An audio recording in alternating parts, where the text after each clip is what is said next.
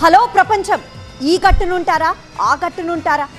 ఇక్కడున్నది అగ్రరాజ్యం, అక్కడున్నది పతనావస్థలో ఉన్న ఇస్లామిక్ రాజ్యం. Decision is yours.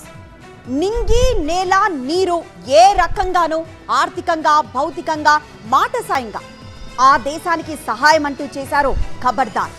ఇదే నా మాట, నా మాటే శాసనం అంటూ అమెరికా అధ్యక్షుడు డొనాల్డ్ ట్రంప్ ప్రపంచ దేశాలకు ఒక అల్టిమేటం ఇచ్చాడు. తన మాట వినకుంటే ఆంక్షలతో అంతు చూస్తానంటూ కొరడా జులిపిస్తున్నాడు. ఇంతకు ప్రపంచ దేశాలకు ట్రంప్ చేస్తున్న హెచ్చరిక ఏంటి? ట్రంప్ మాట వినకుంటే జరిగే నష్టం ఏంటి? ఏ దేశం టార్గెట్ గా ఇతర దేశాలన్నింటికీ వార్నింగ్ ఇస్తున్నాడు? ఇరాన్ను ట్రంప్ చుట్టుముట్టేస్తున్నాడు. ఈసారి గన్లతో కాదు, డాలర్స్తో. ఆ దేశానికి డబ్బు చేరే ప్రతి దారిని మూసివేయాలని అమెరికా డిసైడ్ చేసింది. ఇరాన్తో ఉంటారా, అమెరికా వైపు వస్తారా అంటూ ప్రపంచ దేశాల ముందే ట్రంప్ ఒక కఠినమైన చాయిస్ పెట్టారు. ఇరాన్తో ఆర్థిక సంబంధాలు కొనసాగిస్తే ఆంక్షలు తప్పవని హెచ్చరిస్తూ డాలర్ సిస్టమ్ నుంచే బయటకు గెంటేస్తామని వార్నింగ్ ఇచ్చాడు.